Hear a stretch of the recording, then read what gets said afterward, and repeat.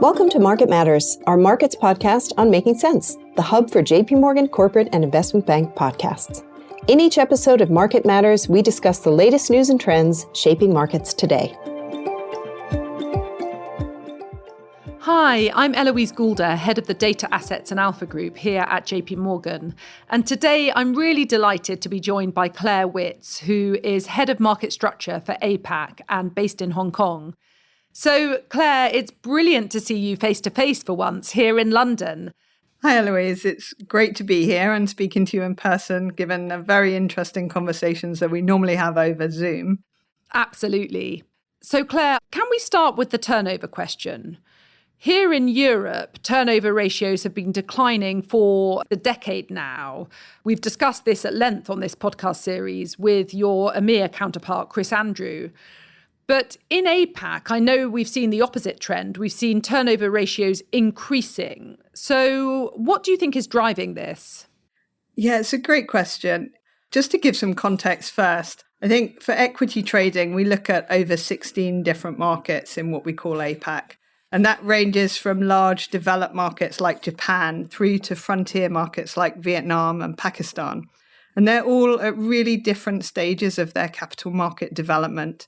They have very different political priorities, lots of different trading rules, and each one has a different mix of types of investors. If we look back over the past decade, I think the APAC growth story, just the evolution in general, has been huge. So average daily trading volume for the region has more than doubled since this time 10 years ago. And when we look at that just in terms of volumes, one of the biggest drivers has been the creation of Stock Connect, which is the cross-border trading program.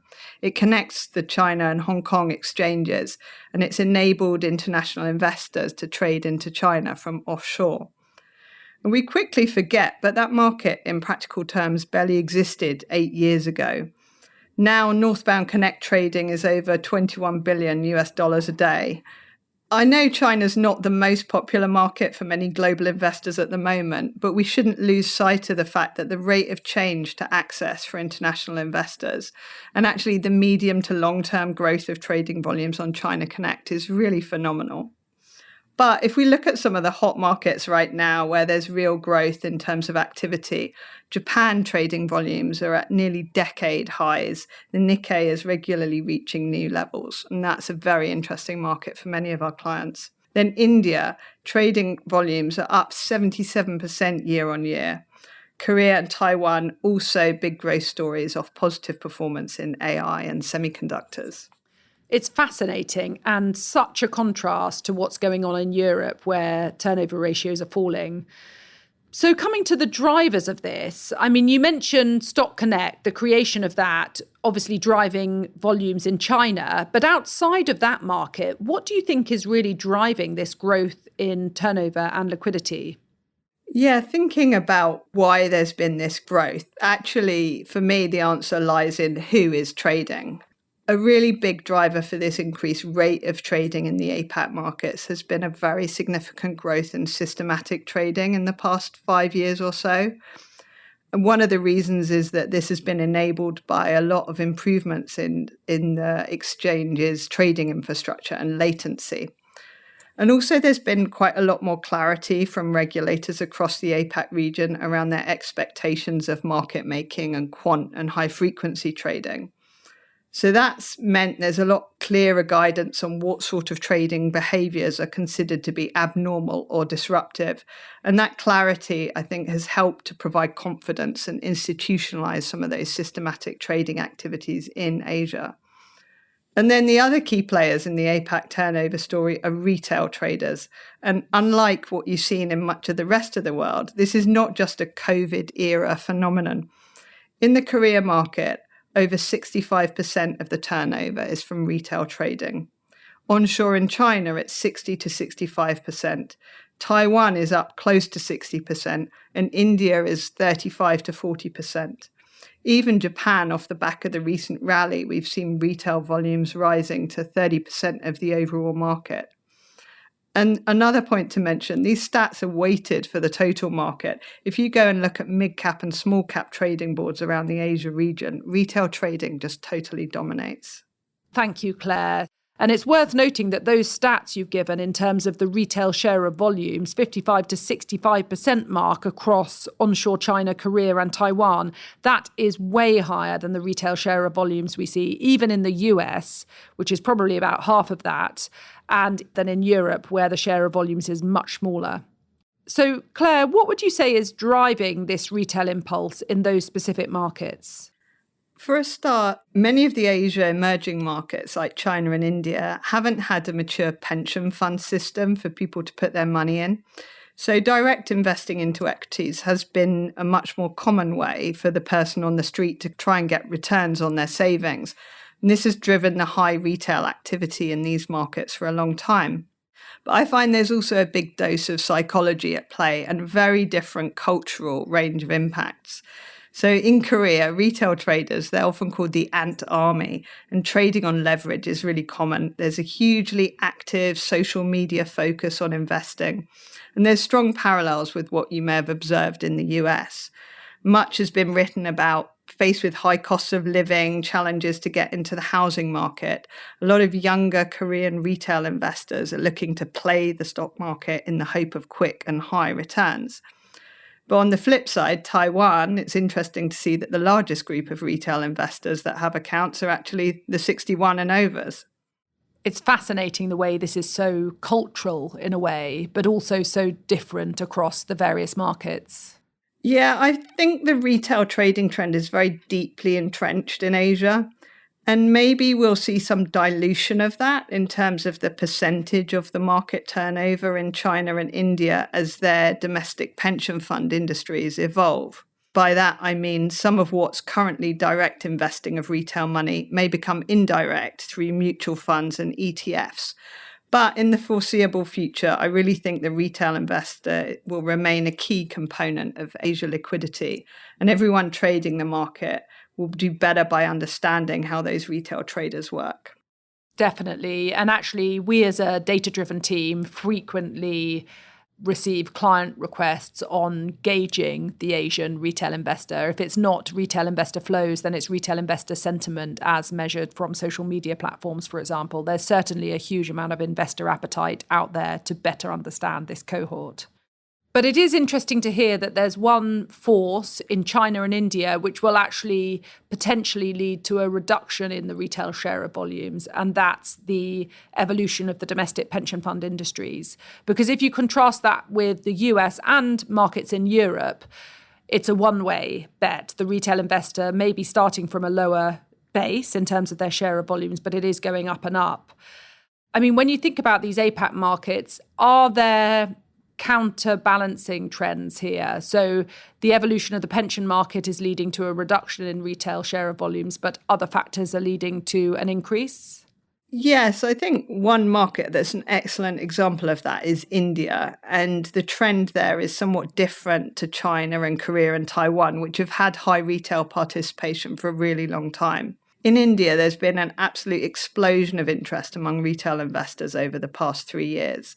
And JP Morgan recently hosted a conversation with the National Stock Exchange of India talking about this. And they provided a lot of stats for us.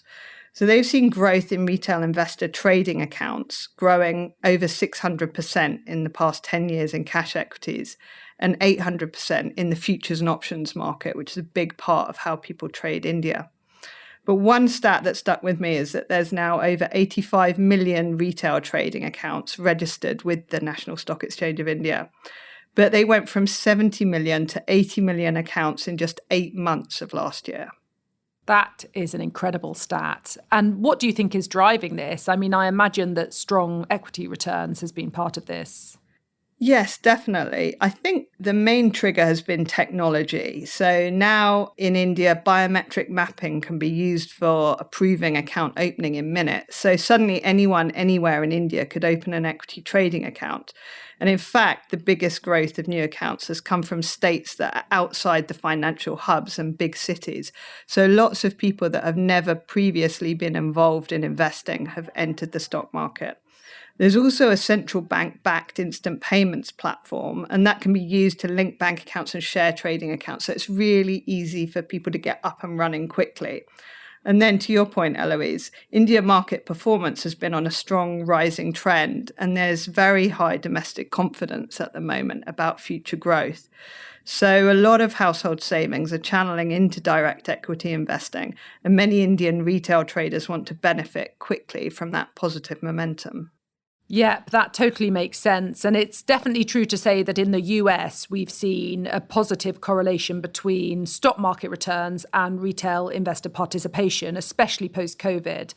And obviously, the direction of causality is two-way in that better stock returns draw in retail investors, but equally retail investor participation and net buying boosts stock returns. So it's obviously a two-way relationship, but it is fascinating to hear that you're seeing similar dynamics in India with various structural changes also boosting the retailer share of volumes there.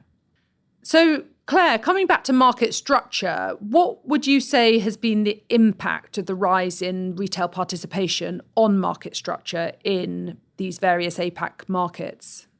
Yeah, I find it fascinating because it has impact in a whole range of ways. So, as an example, we can see from the data that APAC markets with lots of retail trading have more activity at the start of the day and less at the close, where a lot of the institutional trading is done. So a lot of retail traders will come in the morning and they'll put their orders on, or they'll have their ideas overnight, and they'll be placing those orders either directly via apps or via their brokers. But one of the most interesting impacts of the high retail participation from a macro perspective is how the regulators and the policymakers need to respond to the demands of retail. So we see retail investors having much more influence on policy and regulation than perhaps we see in other parts of the world. Can you give me some examples of that? Yes, a great example at the moment is the Indian regulator SEBI's recent proposal to allow optional T0 and instant settlement. So, as you'll know from, I think, most institutional investors' experience of the US moving to T+1, there's many challenges to move that sort of infrastructure. And certainly institutional investors don't necessarily want to move to a same day or instant trade settlement model. This could present some challenges. But the regulators have been clear that actually this is initially targeted at retail investors. And one of the reasons is to retain them in the cash equity markets in the face of growing retail investment in crypto. So the idea is that if equities are also settled instantly and retail investors get their money back into their pockets straight away, then this removes one of the differentiators of investing in digital assets.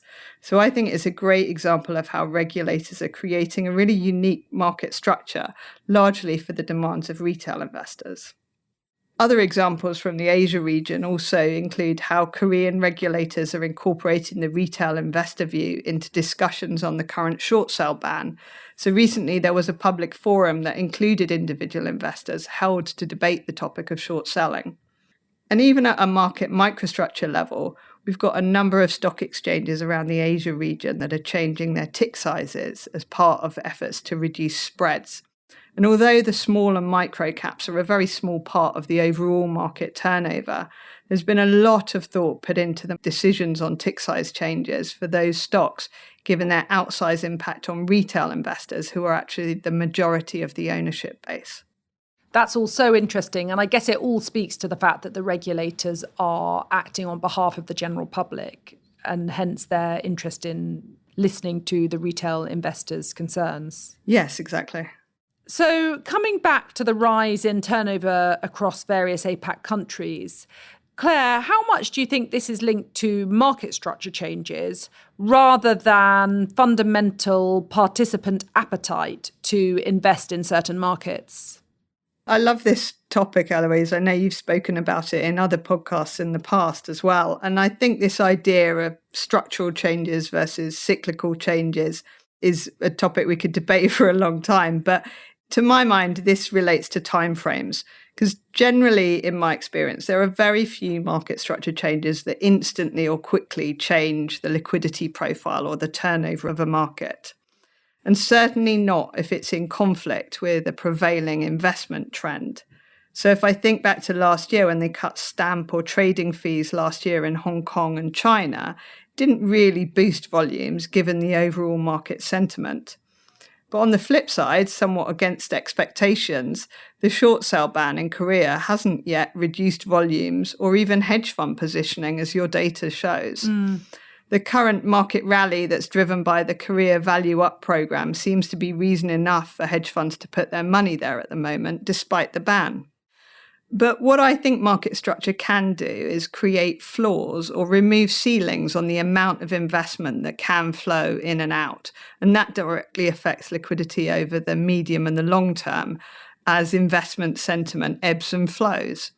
So if we think about fees, high fees or very onerous trading regulations, they can disincentivize opportunistic investing. They can disincentivize the quant trading that can be really valuable for liquidity.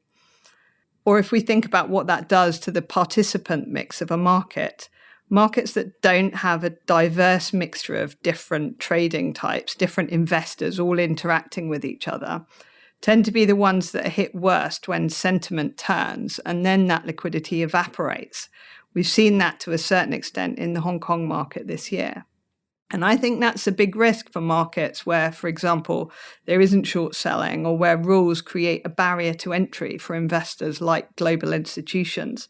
And on the flip side, it's one of the reasons we're seeing frontier markets like Vietnam working really hard on changing some of their fundamental market structures, like the requirement to pre-fund trades. So they're trying to address some of those barriers that put a cap on institutional trading. Even though their market performance has been really strong recently, international investors just haven't had the access to be able to get in. So in my view, reactive market structure changes that are done in response to some of these investment trends or these cyclical trends can actually add to volatility and liquidity risk. But on the other hand, if you've got good market structure, if you've got well-considered changes, they nudge long-term behavior and that supports market quality. And over the long term, that stabilizes some of these ups and downs as the investment flows ebb. That's such an interesting way of looking at it. And I guess for various strongly performing APAC countries, including Japan and India, they've had the best of both worlds recently in the sense that market structure has been in general supportive. You referred earlier to the presence and the rise of the retail investor, but also the rise in systematic trading in the region. But on top of that, there have obviously been very strong fundamental tailwinds for those regions, GDP growth, earnings growth, etc., which have undoubtedly supported those countries. Yes, I'd agree. But equally, we see both those markets are still making ongoing changes. And I think that's what keeps it interesting in APAC. Things are always in flux. Yeah. So looking ahead now to the rest of this year, what are the top APAC market structure themes you think we should be watching? I'll give you 3 ideas on this, and they're all slightly different. So the first is a thematic, and I think I can describe it as trading with momentum. So on the equity trading side, we're actually seeing a lot of same way institutional trading in Asia markets, particularly those ones you just mentioned, Eloise, like Japan and India. And the microstructure data is actually showing up that in many cases, this is pushing the cost of trading up.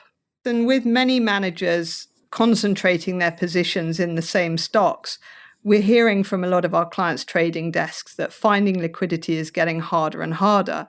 So in Japan, they also cut tick sizes for the Topix 400 last year, a microstructure change that had quite a lot of impact. We see that spreads have narrowed, but we've also seen liquidity on the order book get thinner. So we're doing a lot of work on helping traders manage not just the general market structure, but also the specifics of getting into and out of crowded or popular positions in this more momentum-driven environment. A lot of clients are interested in how they can adapt to this new microstructure, perhaps by accessing more dark liquidity, using liquidity-seeking algos, or thinking about how they change when and how they trade through the day. The second topic I wanted to flag is close auctions. So again, something that often comes up in microstructure discussions. We've got Japan overhauling their close auction in November. Australia is likely to introduce a post-close session. There are some early stage discussions about whether India should introduce a close auction. Other markets are considering whether their close auction mechanisms are optimal. So nowadays, the close is such a significant liquidity event in so many markets. And we are starting to see those close volumes across the APAC region rise in the same way that we've seen happen in Europe. And I think that from a microstructure perspective, getting the close right is perhaps the most important mechanical decision for stock exchanges. And there's going to be a lot of change in Asia on that front as we go through to next year.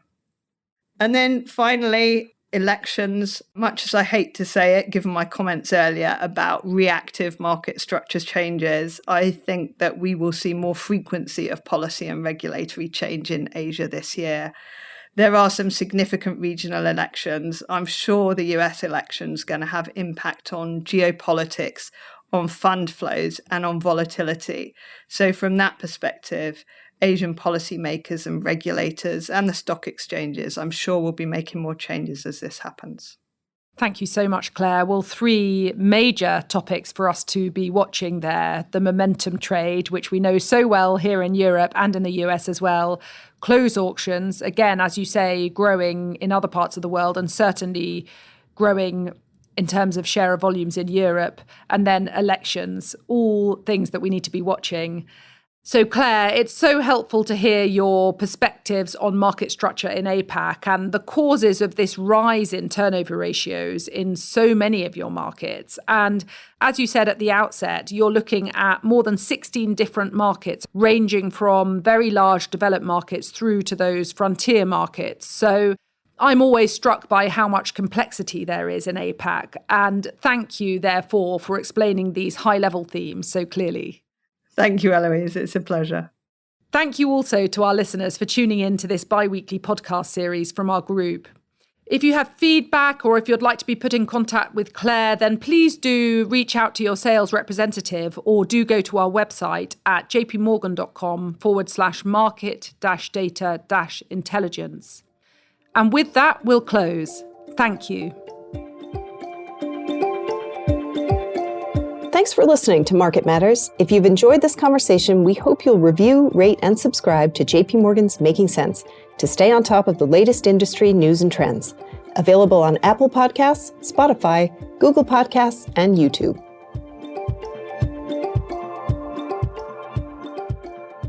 Reflect the views of JP Morgan Chase & Co. and its affiliates, together JP Morgan. They are not the product of a recommendation, advice, or an offer or a solicitation. It is intended for institutional and professional investors only and is not intended for retail investor use. It is provided for information purposes only. Referenced products and services in this podcast may not be suitable for you and may not be available in all jurisdictions. JP Morgan may make markets and trade as principal in securities and other asset classes and financial products that may have been discussed. For additional disclaimers and regulatory disclosures, please visit www.jpmorgan.com/disclosures/sales and trading disclaimer. For the avoidance of doubt, opinions expressed by any external speakers are the personal views of those speakers and do not represent the views of JP Morgan.